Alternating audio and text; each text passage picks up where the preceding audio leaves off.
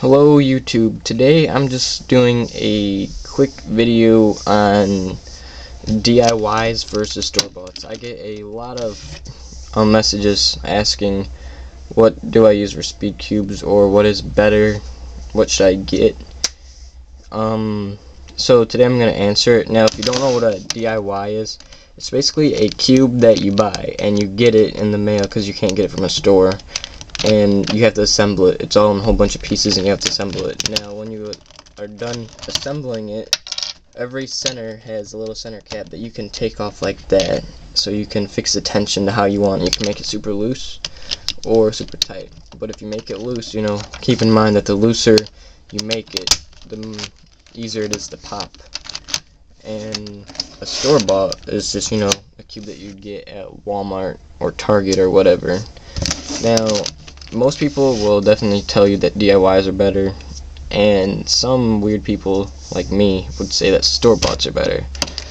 Now, first of all, when you first get a store-bought, I'm gonna have to say, like, new, the DIY is better. But as they get older, and I've had both of these cubes for over a year, and I know that as they get older, the DIY starts to pop a lot more. At least the Rubik's DIYs do. That's the only one I have.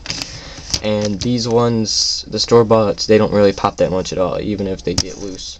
Now, as you know, when you first get a store-bought, probably it is very hard to turn. I mean, like, you can barely turn it. But after you break it in a while, what I use to break my store-bought in is Pestvic's video on how to break in a store-bought.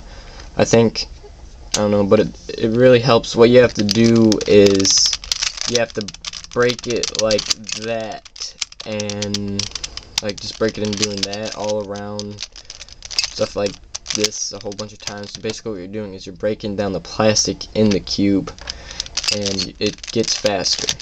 But if you do that too much, you might break your core or a piece, so don't do that too much. And you can also start, if you get it so loose, it might pop. But usually with store-boughts, you don't have that problem.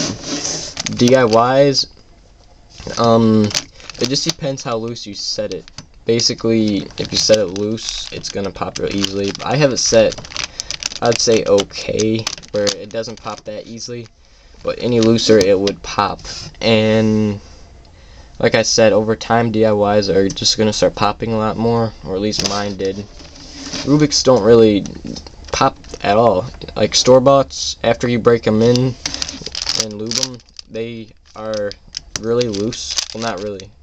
It will never be as loose as a DIY. My DIY is still looser than my store-bought, but it's good, and it doesn't lock up that much. I noticed with my DIY is that it locks up a lot, which is probably why I don't use it for my speed cube that much, or my main speed cube.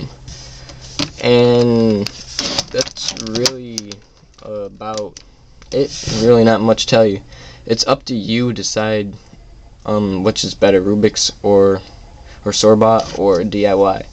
I'm gonna go with store-bought, but not many people will do that. Anyway, if you're wondering, this cube has CubeSmith smooth tiles. This cube has CubeSmith stickers, bright stickers, very bright. It's so bright it makes the camera go crazy. But that's really about it. So thanks for watching. Bye.